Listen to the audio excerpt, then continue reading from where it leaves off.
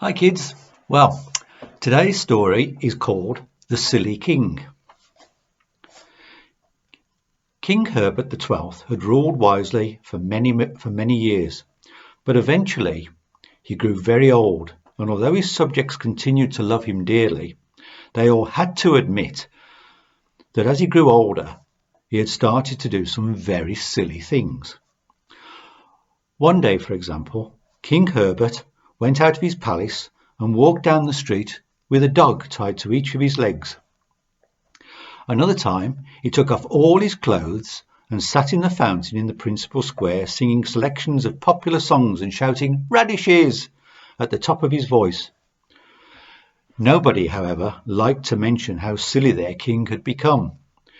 Even when he'd hung from a spire of the great cathedral dressed as a parsnip and throwing Turkish dictionaries at the crowd below, no one had the heart to complain. In private they would shake their heads and say, "Poor old Herbert, whatever will he do next?" But in public everyone pretended that the king was as grave and as wise as he has always been. Now it so happened that King Herbert had a daughter, whom, in a moment of more silliness than usual, he had named Princess Fishy, although everyone called her Benito. Rather conveniently, the princess had fallen in love with the son of an incredibly rich and powerful neighbour, King Rupert, and one day it was announced that King Rupert intended to pay a state visit to King Herbert to arrange the marriage. "Oh dear," said the Prime Minister, "whatever shall we do? Last time King Herbert had a visitor, he poured custard over his head and locked himself in the broom cupboard." "If only there was someone who could make him act sensibly," said the Lord Chancellor. "Just while King Rupert's here, at any rate." So they put up a notice and offering 1,000 gold pieces to anyone who could help, and from the length and breadth of the land came doctors offering their services, but it was all of no use. One eminent doctor had a lotion which he said King Herbert must rub on his head before going to bed, but King Herbert drank it all on the very first night and was very ill. So a second eminent doctor produced a powder to cure the illness caused by the first doctor, but King Herbert put a match to it, whereupon it exploded and blew his eyebrows off. So a third doctor produced a cream to replace missing eyebrows, but King Herbert put it on his teeth, and they all turned bright green overnight. Not one of the doctors could make King Herbert less silly, and he just got ill from the lotions and the potions and the creams and the powders.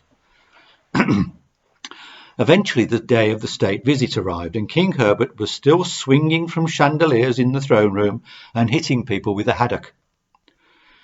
Everyone was very agitated. The Prime Minister had chewed his nails right down to nothing, and the Lord Chancellor had gnawed his chain of office, but no one had any idea of what to do. Just then Princess Fishy stood up and said, "Since no one else can help, let me try." "Don't talk nonsense, Benito," said the Prime Minister. 50 of the most eminent doctors in the whole of the land have failed to cure the king. What could you possibly do?" "I may not be able to cure the king," said Princess Fishy, "but if I could show you how to turn an egg into solid gold, then would you listen to me?" And the Lord Chancellor said, "Princess, if you could indeed show us how to turn an egg into solid gold, then certainly we would do as you told us." "For shame," said the princess. "Then you should do as I say anyway. I can no more turn an egg into solid gold than you can. But even if I could, it wouldn't prove that I could help my father." Well, the Lord Chancellor and the Prime Minister looked at each other, and because they had no other ideas themselves, and because they had no other offers of help, they agreed to do what the princess said. Shortly afterwards, King Rupert arrived.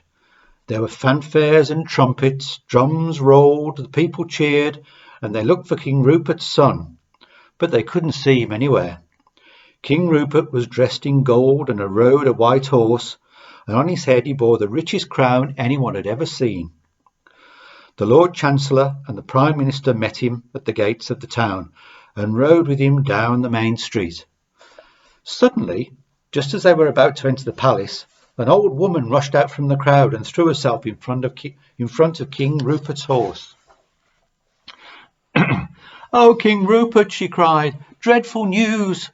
An army of 50,000 soldiers is marching through your country." King Rupert said, "Surely that cannot be."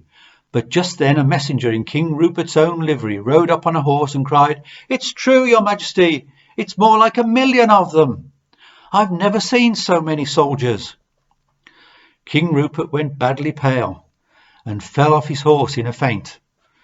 They carried him into the throne room where King Herbert was standing on his head, balancing a box of kippers on his feet.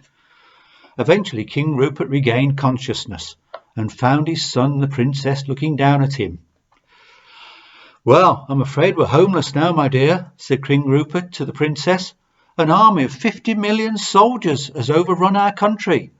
Do you think your father will let us stay and live here?" "Of course he will," said the princess. "Only you mustn't mind if he's a bit silly now and again." "Of course not," said King Rupert. "We're all a bit silly now and again." "That's true," said the prince. "For example, the old lady who stopped you outside the palace was none other than the princess here. But you didn't recognize her." "Indeed I didn't," said King Rupert. "And the messenger was none other than your own son," said the princess. "And yet you didn't even recognize him." "Indeed I didn't," said King Rupert. "Moreover," the princess said, "you didn't even stop to consider how you could defeat an army of 1,000,000 soldiers." "I don't have to consider it," said King Rupert. "How could I possibly deal with an army of 1,000,000 soldiers?" "Well, for a start, you could pour a kettle of boiling water over them," said the princess, "for they're only an army of soldier ants." Whereupon King Rupert laughed out loud at his own silliness and agreed that the princess should marry the prince without delay. And he didn't even mind when King Herbert poured lemonade down his trousers and put ice cream over his crown. The end. So that was the story of the silly king. Sometimes we all do silly things. Can you think of some silly things that you've done? Tell Mummy and Daddy, and especially tell them the silly things that Grandad's done.